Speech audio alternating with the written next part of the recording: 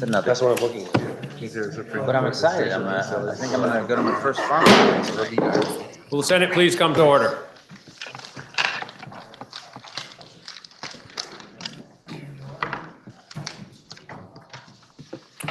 Our devotional exercises will be conducted by the Reverend Peter Plagge of Waterbury Congregational Church. Welcome. This microphone is strictly for the live stream, so you don't have to speak. Good afternoon, Senators. Good afternoon. This past Monday, the nation and I trust you paused for a moment to remember and honor the Reverend Dr. Martin Luther King Jr. It is easy, and I enjoy doing it every year, celebrating the dreamer, reading from his most famous speech all of those eloquent words. It is harder, but maybe more necessary, to grapple with King the prophet. The prophet does not merely call for kindness or inspiration. The prophet looks at the systems we build and then asks the hard question, are they just? Dr. King knew that true compassion is not a sentimental act, it is a structural one. It is not satisfied with charity alone. It demands justice. In a speech delivered 1 year to the day before his death, he offered these words, and I invite you to hear them now, not as an artifact of history, but as a living challenge to all of us who would hold public trust. He said, "True compassion is more than flinging a coin to a beggar. It is not haphazard and superficial. It comes to see that an edifice which produces beggars needs restructuring. A true revolution of values will soon look uneasily on the glaring contrast of poverty and wealth. A true revolution of values will lay hands on the world order and say of war, this way of settling differences is not just. A nation that continues year after year to spend more money on military defense than on programs of social uplift is approaching spiritual death." These are demanding words. They ask of us to closely examine the edifices that we exist in and look upon. You, as members of this body, are the examiners and architects of the various edifices of our society. You debate budgets, you design programs, you structure the laws that will either reinforce old walls or open new doors. The righteous indignation King speaks of is not the anger of partisans. It is the clear-eyed, world-shaping anger that arises from love. It is the response of a conscience that knows the moral imperative, knows that the moral imperative arises not from a distant ruler, but the very ground of our being. Love that calls us to see the world as it is and then to build the world as it ought to be. The work of justice is, in this sense, the most foundational work, and as such, the most important work. Grace and peace to you in it, and blessings in your work. And thank you.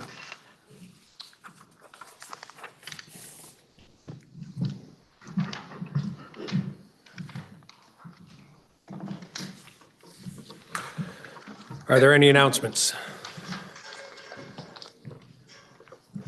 Seeing none, we have a Senate resolution. We have joint Senate resolution to take up at this time, JRS 37. In solidarity with the national and international ski organizations and numerous skiers across the globe, the introduction of a long overdue gender equality in Nordic combined Olympic competition, offered by Senators Morley and Baruth. Listen to the first reading by title only. JRS 37, Joint resolution supporting, in solidarity with national and international ski organizations and numerous skiers across the globe, the introduction of long overdue gender equality in Nordic combined Olympic competition. Now you've heard the reading of the resolution. The chair, in its discretion, will treat the resolution as a bill and refer it to the Committee on Economic Development. We now have Senate bills for introduction. An Act S-278, an act relating to cannabis, introduced by Senator Ram Hinsdale and others. Listen to the first reading. S-278, an act relating to cannabis. Now you've heard the first reading of the bill, and it's referred to the Committee on Economic Development. S-279, an act relating to caterers' licenses, sorry, my eyes are not perfect today, and the distribution of malt beverages by licensed manufacturers, introduced by Senator Ram Hinsdale and others. S-279, an act relating to caterers' licenses and the distribution of malt beverages by licensed manufacturers. Now you've heard the first reading of the bill, and it is referred to the Committee on Economic Development. S-280, an act relating to an increased education property tax rate for certain residential properties, introduced by Senator Gulick and others. Please listen to the first reading. S-280, an act relating to an increased education property tax rate for certain residential properties.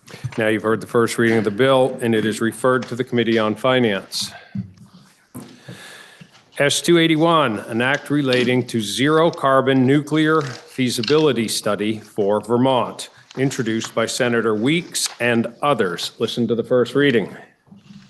S-281, an act relating to the zero-carbon nuclear feasibility study for Vermont. Now you've heard the first reading of the bill, and it is referred to the Committee on Natural Resources and Energy. And, S-282, an act relating to increasing taxes on higher income earners and creating the School Construction Aid Special Fund, introduced by Senator Vyhovsky and others. Listen to the first reading. S-282, an act relating to increasing taxes on higher income earners and creating the School Construction Aid Special Fund. Now you've heard the first reading of the bill, and it's referred to the Committee on Finance. S-283, an act relating to school districts pursuing school construction projects during the moratorium on state aid, introduced by Senator Clarkson and others. Listen to the first reading. S-283, an act relating to school districts pursuing school construction project during the moratorium on state aid. Now you've heard the first reading of the bill, and it is referred to the Committee on Education. S-284, an act relating to possessing and dispensing regulated drugs, introduced by Senator Vyhovsky. Listen to the first reading. S-284, an act relating to possessing and dispensing regulated drugs. Now you've heard the first reading of the bill, and it is referred to the Committee on Judiciary. S-285, an act relating to the adoption of policies to allow Vermont State Police officers and correctional officers to wear religious head coverings, introduced by Senator Vyhovsky,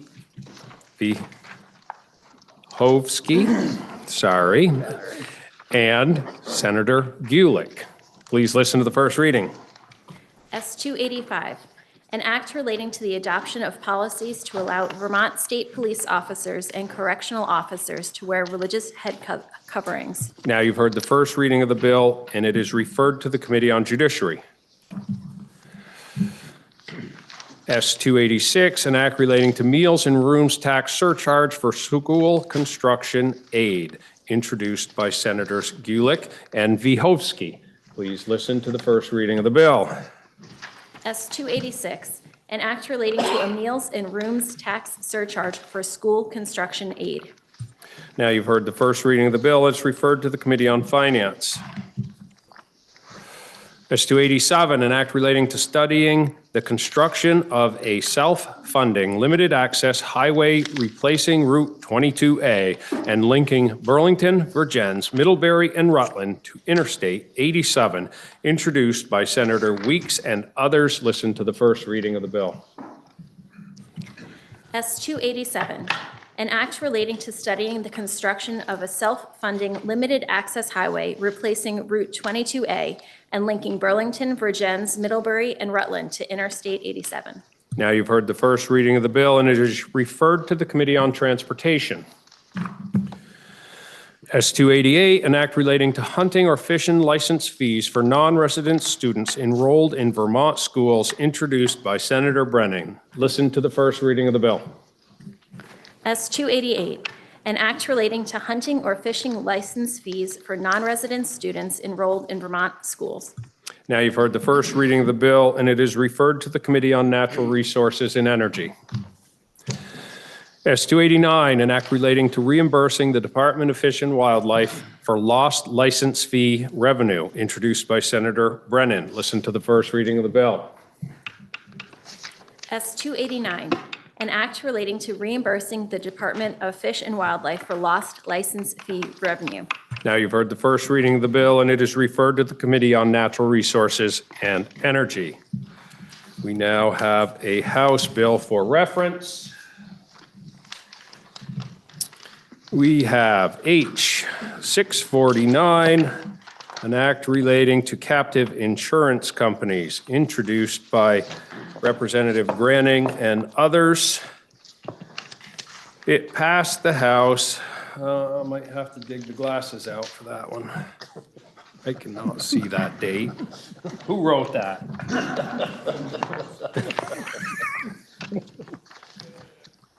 January 16th, 2026. Please listen to the first reading of the bill.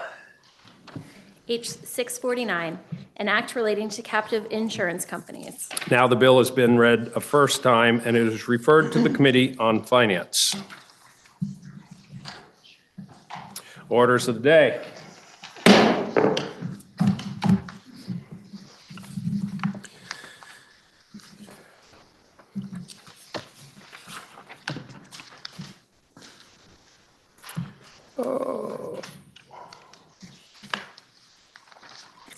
Find out where I am here. It's 20.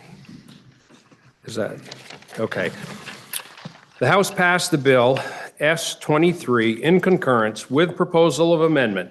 The text of the House proposal of amendment can be found in today's calendar on page 22. The bill was then recommitted to the Committee on Government Operations, which reports that the Senate ought to concur in the House proposal of amendment with further proposal of amendment thereto. The senator from Rutland District, Senator Collmore, will speak to the committee proposal of amendment, which can be found in today's calendar on page 26. The question is, shall the Senate concur in the House proposal of amendment with further proposal of amendment? Senator from Rutland. Thank you, Mr. President. I have an extra pair of glasses if whoever. I may need them, Senator. Thank you. So, for everyone but I believe 2 members of this body, even though the recollections may not be as sharp as at one point, because it was a while ago, we did pass this in the Senate last year, before crossover, as a matter of fact, and the House passed a proposal of amendment at the very end of the session and made several changes to the Senate version.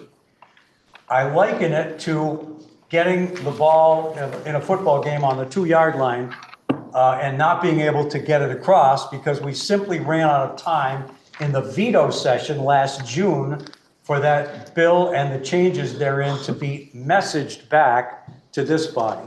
So it sat there all summer, and in fact, our Senate Government Operations Committee took testimony this year on that. So I thought with that in mind, and for the edification of our 2 new senators, I'll very quickly go through what S-23 does. It's a bill that regulates the use of synthetic media, commonly known as deep fakes, in election ads. Both chambers passed versions of the bill that would require these deep fake election ads to include a disclosure indicating that the media was intentionally manipulated using digital technology. So the House came back with a proposal of amendment. It was a strike all, as a matter of fact. And so I'll go section by section what they changed. Section 2031 defines two terms. Deceptive and fraudulent synthetic media is defined as media that appears to a reasonable person to be an authentic recording of a political candidate saying or doing something that injures the reputation of that candidate or that attempts to unduly influence the outcome of an election. Synthetic media is defined as an image, audio recording, or a video recording of a political candidate's appearance, speech, or conduct that has been created or intentionally manipulated with the use of digital technology, including artificial intelligence, without the consent of the candidate. Section 2032 sets forth a disclosure required when publishing a synthetic media message within 90 days of an election. A disclosure is required when a person publishes or distributes synthetic media about a candidate that he or she knows was deceptive and fraudulent within 90 days of when that candidate will appear on the ballot for an election. The disclosure has to read, quote, "This media has been created or intentionally manipulated by digital technology or artificial intelligence." If the media is an image or a video, the disclosure must be in a size that's easily readable by the average viewer. For audio recordings, the disclosure must be read in a pitch and pace that can be easily heard by the average listener. Next, the bill provides a few exemptions on the bill. Radio, television, broadcasting stations, websites, streaming platforms, mobile apps that broadcast these deceptive and fraudulent synthetic media are exempt from the bill's requirements if they acknowledge through their own disclosures that there are questions about the authenticity of the media, if they are paid to broadcast the media, or if they're required by federal law to broadcast the ads. A website, newspaper, or magazine is exempt if the publication clearly states that the deceptive and fraudulent synthetic media does not accurately represent the speech or conduct of the represented individual. A person that produces or distributes the synthetic media constituting parody is also exempt from the bill, as are cell phone companies, internet service providers, and websites that allow users to post content on the site. And then section 2033 sets forth penalties. These are all civil. It's a fine if you are engaged in this and you don't let people know, basically. Section 2041 of the bill adds the ability of the state's attorney or attorney general to institute an appropriate action for violations of Chapter 25 of Title 17, which is the chapter that the bill is categorized under. And finally, Section 2042 gives authority to the attorney general and any state's attorney to conduct civil investigations for alleged violations of this chapter that relate to offenses against the purity of elections. This all came about, and I think many people in the body will remember, it was in New Hampshire, as I recall, there was a video ad of what purported to be President Biden. Maybe it was Vice President, I think it was President Biden at the time, and gave the incorrect date and time of the election in New Hampshire. And it was clearly meant to confuse voters, and that's why this all began. So far, 26 states have enacted similar legislation. There has been one challenge so far in California. That challenge was upheld, and there's an existing injunction against that now. So with all that as sort of a prelude, here is a summary of the report of a further proposal of an amendment from the Senate Government Operations Committee. There's just two changes. The first instance would change the definitions of deceptive and fraudulent synthetic media and synthetic media to include more ads in the disclosure requirements. The new definition would require a deepfake ad depicting any individual, not just a political candidate, to include a disclosure. And I can give you a couple examples if people are interested in what that is. It also clarifies that the ad that attempts to influence an election by providing materially false information would be included in the disclosure requirement. The new definition replaces political candidate with individual to match the updated definition of deceptive and fraudulent synthetic media. It also removes the exemption of a political candidate consenting to be depicted in a manipulated ad. So for instance, in the House version, you have to be a political candidate depicted in the ad in order for this to kick in. If Arnold Schwarzenegger, who's not a political candidate, were to endorse one of the senators in this body and say, I think that gentleman or lady is great and you should vote, that would be included in our version of the bill because we go beyond just political candidate to any individual. There's also provision here now for a public issue campaign. If someone got on and said that the budget of X municipality was a horrible idea and should be defeated, that goes beyond the political candidate, but that also would come into compliance here. So that's the first change. The change from political candidate, it widens the definition, it expands it to any individual. The second change is the accessibility of the actual disclosure. Our amendment would propose that the disclosure be made inclusive to the greatest extent possible to people with disabilities. That one I think is a lot less controversial. We're just trying to include as many people as we can in this situation. So that is what I have to report. The committee vote was 5-0-0, and we asked this body to concur with the Senate further proposal of amendment. Thank you, Mr. President. Senator Collmore, on behalf of the Committee on Government Operations, recommends that the Senate concur in the House proposal of amendment with further proposal of amendment. Are you ready for the question? Senator from Chittenden. Thank you, Mr. President. And I want to thank the committee on taking up this bill. I apologize to the reporter of the bill. I may have asked this question last session, but if I did, I don't remember the answer. So I'm going to ask again. I'm wondering if the committee. Senator, would you like to interrogate the senator from Rutland? Yes, I would like to interrogate. I'm a The little senator from rusty. Rutland is interrogated. I'd like to interrogate the presenter of the bill. Did the committee consider just banning deepfakes? And if they did and they decided against it, I'm just wondering why. I'm also curious, are all those states that have taken up similar legislation, are any of those bans? And wondering how that's going for them. I thank the senator for the question, and yes, I do recall that question from last year. And there were some members of the committee, I think, that felt very stridently that that was an avenue that could be open to us, is to, in fact, just ban it completely. I believe of the 26 states that I mentioned, there are only 2, Texas and Minnesota, that have banned it. There have not been any challenges to that yet, but as is true with any First Amendment issue, you weigh all the evidence that you can, and I think arrive at a point where you are putting yourself in a less likely position to be challenged if you carefully tailor the language and don't have an outright ban.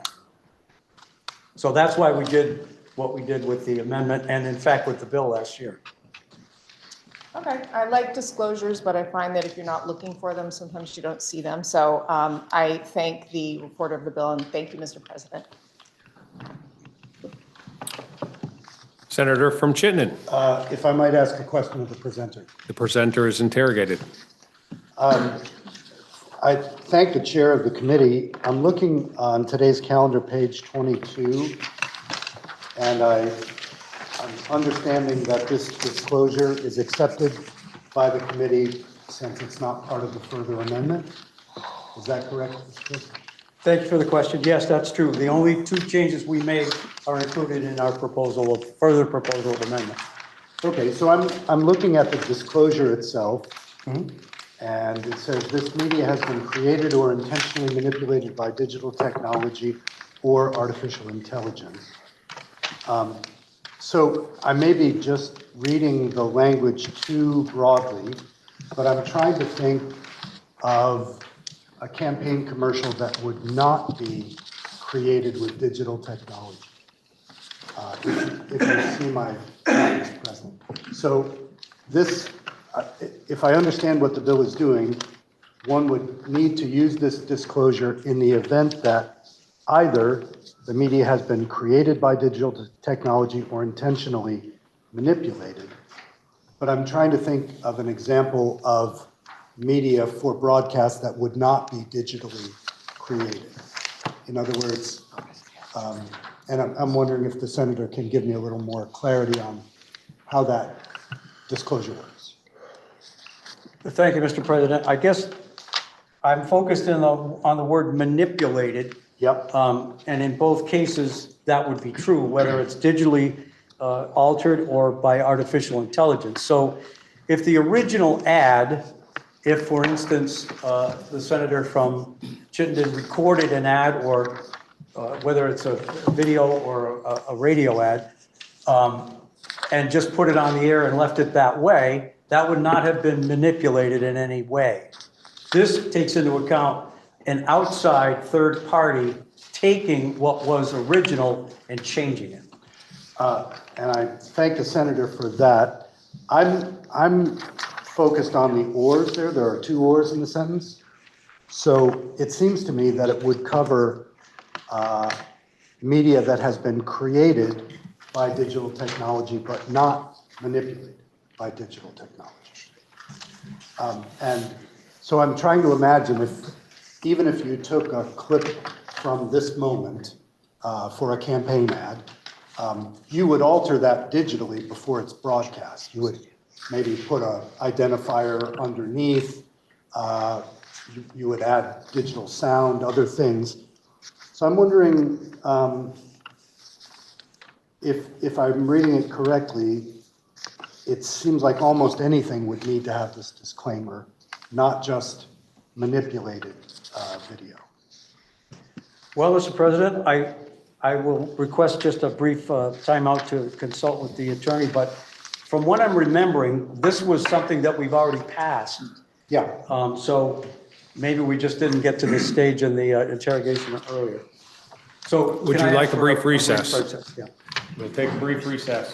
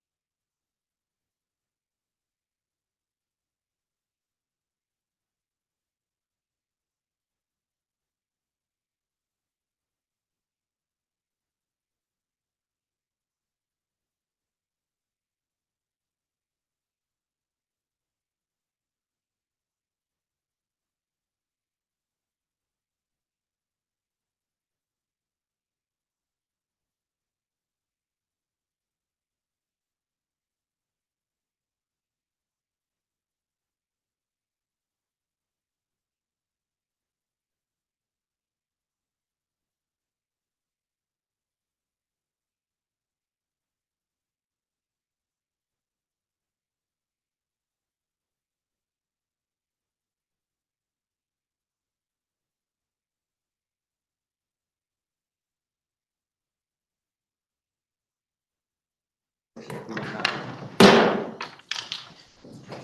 the Senate please come to order? Senator from Chittenden. Thank you, Mr. President, and thank you to the Senate Secretary and his staff. You should have on your desks a motion. I am moving to amend the proposal of amendment of the Committee on Government Operations by adding a third instance of amendment to read as follows in the House proposal of amendment by striking in section 1, 2032A in the last sentence by deleting the words created or, and that would focus that sentence exclusively on intentional manipulation. Thank you, Mr. President. Senator from Chittenden has moved to amend the proposal of amendment of the Committee on Government Operations, adding a third instance of amendment to read as follows.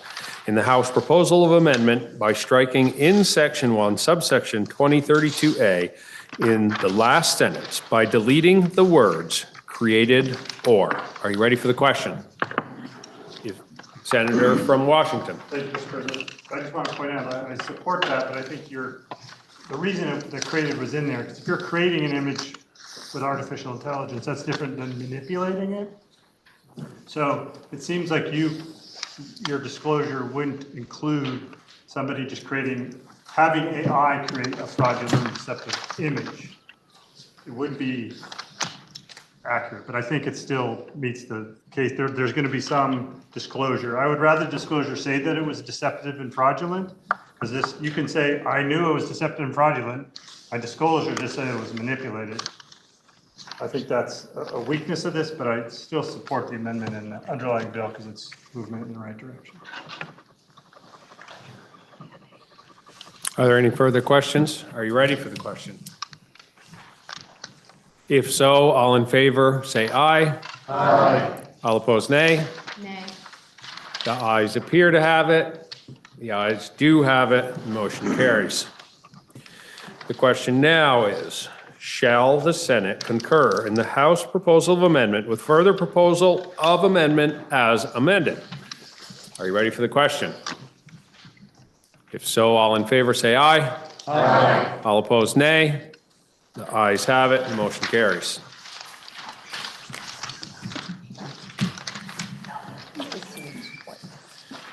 We now take up JRS 35, which was placed on the calendar for action today. This resolution has been read already and is set forth in yesterday's journal, which is before you. The question is, shall the Senate adopt the joint resolution on its part? Are you ready for the question? If so, all in favor say aye. Aye. All opposed, nay. The ayes have it, and we have adopted the resolution. We now take up JRS 36, which was placed on the calendar for action today. The resolution has been read already and is set forth in yesterday's journal, which is before you. The question is, shall the Senate adopt the joint resolution on its part? Are you ready for the question? If so, all in favor say aye. Aye. All opposed, nay. Motion carries. We've adopted the resolution.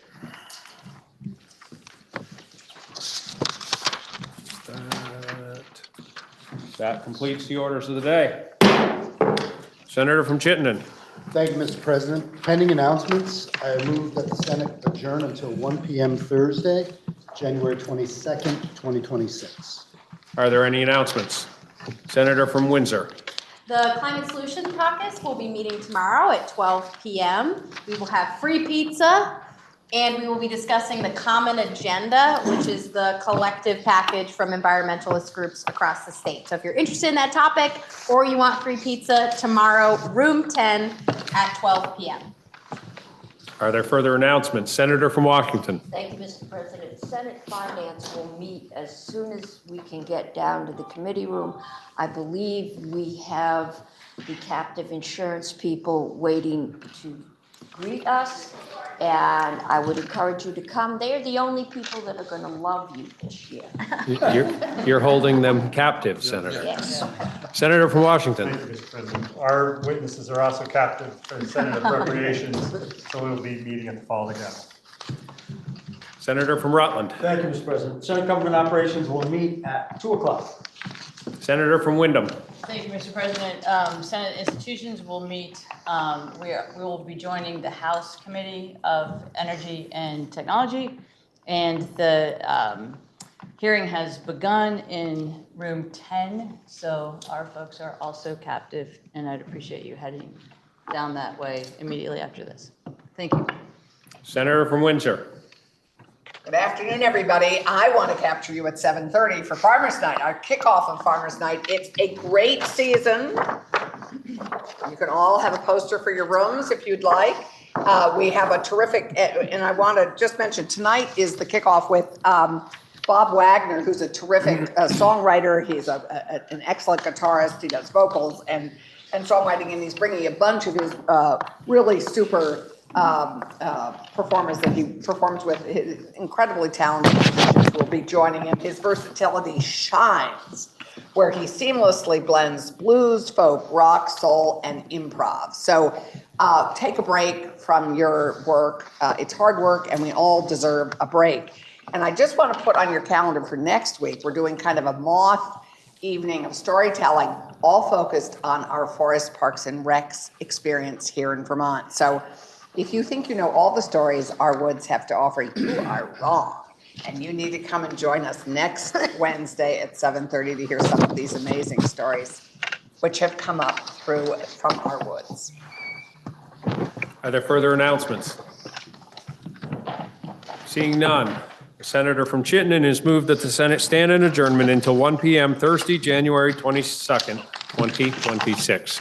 Are you ready for the question? If so, all in favor say aye. Aye. All opposed, nay.